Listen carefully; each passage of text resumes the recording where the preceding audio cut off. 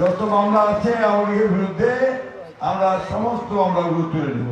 প্রিয় মা বোনেরা এবং বন্ধুগণ, আল্লাহর অশেষ রহমতে, ভগবানের অশেষ কৃপায় আমরা সেই অবস্থাটা পার হয়ে গেছি।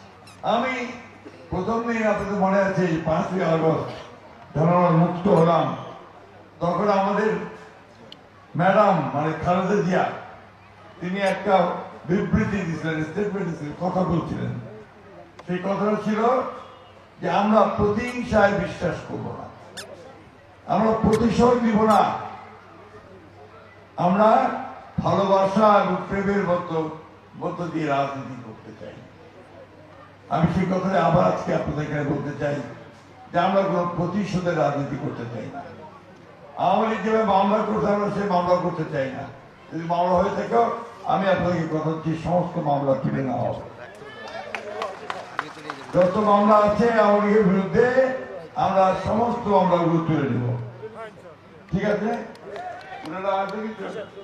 হ্যাঁ, আমরা ওই প্রতিহিংসা প্রতিশোধের রাজনীতি করব। আমরা একটা ভালোবাসা, সৌহার্দ্য, সমৃদ্ধি নিয়ে আমরা চলতে চাই। বন্ধুগণ, আজকে আমাদের আপনারা শুনছেন যে আমাদের এখানকার যারা নেতা আছেন তারা বলেছেন যে আগামী বছর আগামী 3 মাস পর আপনার ফেব্রুয়ারি মাসে আপনার নির্বাচন হবে। কিসের নির্বাচন? এমপি ইলেকশন হবে, পার্লামেন্টের মেম্বার নির্বাচন হবে, জাতীয় সংসদ এখানে তৈরি হবে। অর্থাৎ 300টা আসন আছে, এই 300টা আসনে ভোট দিয়ে আমাদের পার্লামেন্ট তৈরি হয়। যারা আমাদের দেশের জন্য আইন তৈরি করে, যারা দেশ পরিচালনা করে, তাদের মধ্যে থেকে সরকার তৈরি হবে।